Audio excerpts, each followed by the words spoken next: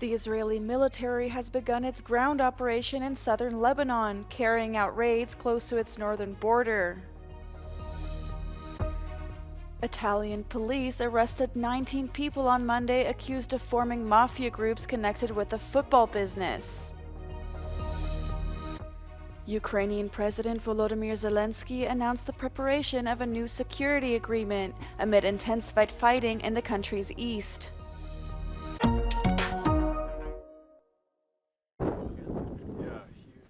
The Israeli military began its ground operation in southern Lebanon in the early hours on Tuesday.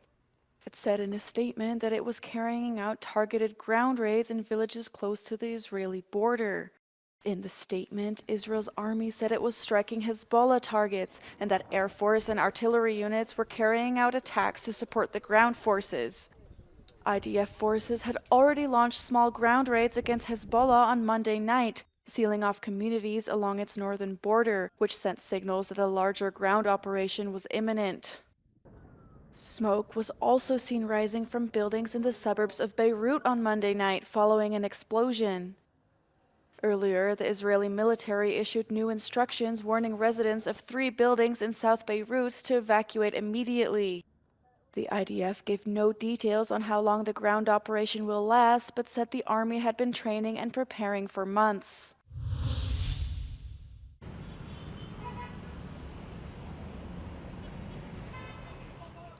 The European Union's foreign ministers have called for an immediate ceasefire between Hezbollah and Israel amid spiraling tensions. The EU's top diplomat Josep Borrell said that any military intervention from Israel's side would aggravate the situation. The EU's response came hours after Israeli Defense Minister said that the next phase of war against Hezbollah would begin soon. Any further military intervention would dramatically aggravate the situation and has to be avoided.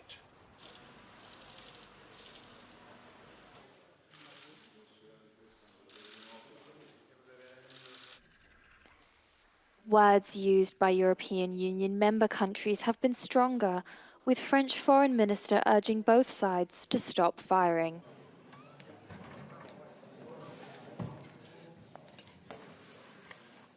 J'exhorte donc Israël à s'abstenir de toute incursion terrestre et à cesser le feu. J'appelle le Hezbollah à faire de même et à s'abstenir de toute action susceptible de mener à une déstabilisation régionale. The European Union has increased the emergency funding to Lebanon by an extra 10 million euros following recent escalations. However, the divergent positions of its member states have so far prevented extra measures such as sanctions from taking place.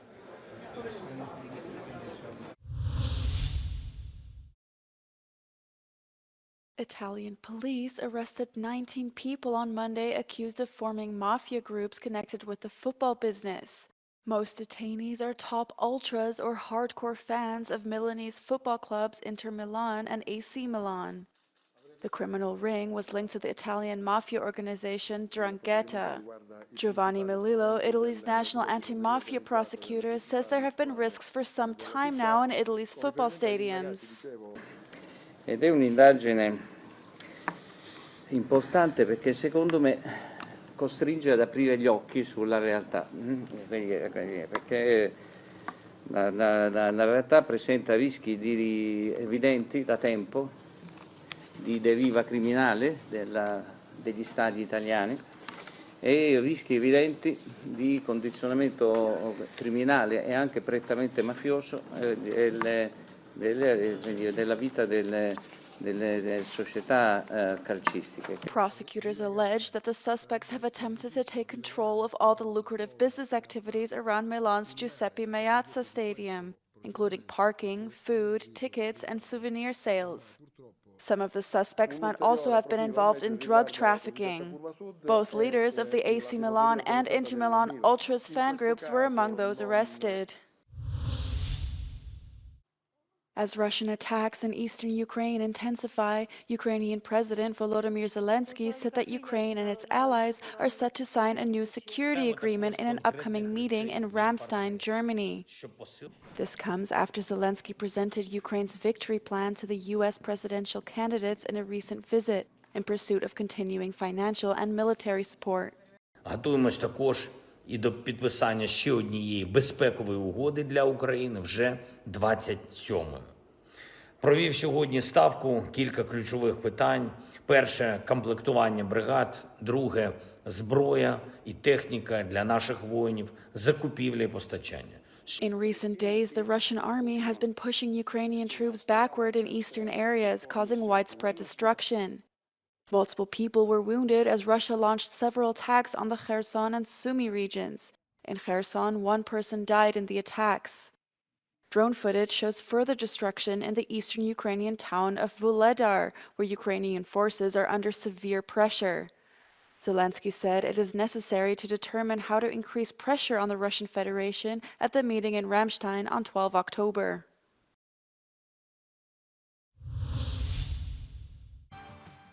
The Freedom Party has secured the first parliamentary election victory for a far-right party in post-World War II Austria. A projection for ORF public television showed the party finishing first with 29.2%. That win pushed Chancellor Karl Nehammer's Austrian People's Party into second place with 26.5%. Freedom Party leader Herbert Kickl said it was a piece of history that we have written together today. Wir haben das verinnerlicht, wir fühlen uns bestärkt und wir werden von diesem Weg auch nicht abgehen. Diese 29% sind für uns eine Bestärkung. Diesen Weg, den wir bisher gemeinsam eingeschlagen haben, mit noch größerer Intensität. But to become Austria's new leader, Kickl needs a coalition partner to command a parliamentary majority, and that might be tricky. He said he's open to negotiate with other parties, but so far his rivals, including Nehammer and Social Democrats leader Andreas Babler, have said they won't work with the far right. Speaking in Vienna, outgoing Chancellor Karl Nehammer said it was bitter that his party lost, but his position towards Kickl hadn't changed.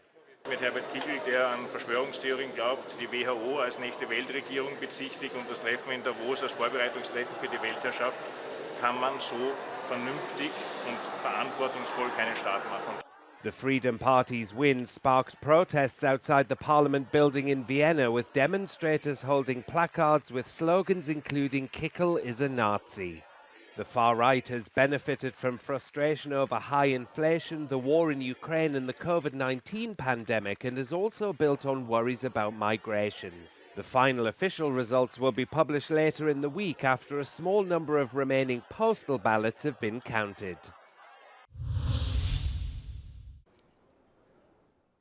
Frustration with the mainstream political establishment led to the rise of the far right in Austria and their victory in recent elections.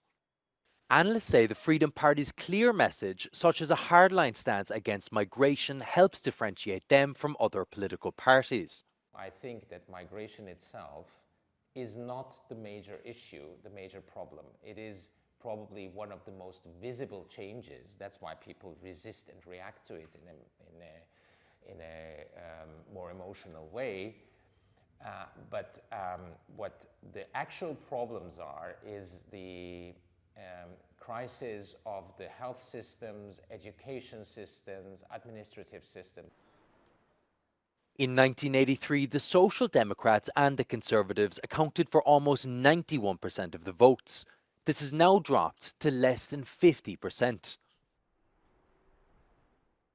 The Freedom Party historically played a political role in Austria at a mostly local level, but now the far right is the dominant party for the first time since World War II.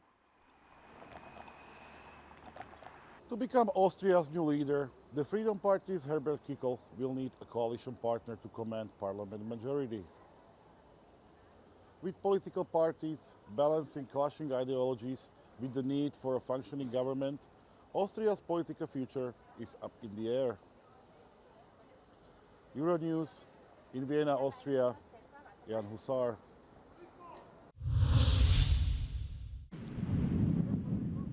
A large wildfire burning through mainland Greece has killed 2 people, authorities said on Monday. The 2 men were believed to be residents of Kylokastro off the Peloponnese coast. 350 firefighters, assisted by 18 water-dropping aircraft, were deployed to battle the blaze. The fire was fanned by strong winds blowing through tinder-dry forests. Greece's warm spring and hot summer has been attributed to climate change. The fire's large front has been put out, but scattered flare-ups continue to burn, forcing the evacuation of 3 villages.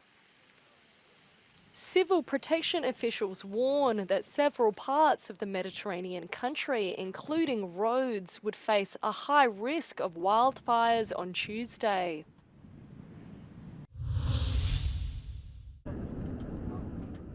Pope Francis ended a controversial trip to Belgium by condemning abortions and describing doctors who deliver them as hitmen. He made the remarks to reporters during an in-flight press conference on his way back to the Vatican. I medici che si prestano a questo sono, permettimi la parola, sono sicari. Sono dei sicari. E su questo non si può discutere. Si uccide una vita umana. The comments came as Belgium is in the throes of updating its abortion legislation. Lawmakers are attempting to extend the legal limit for the healthcare procedure from 12 to 18 weeks.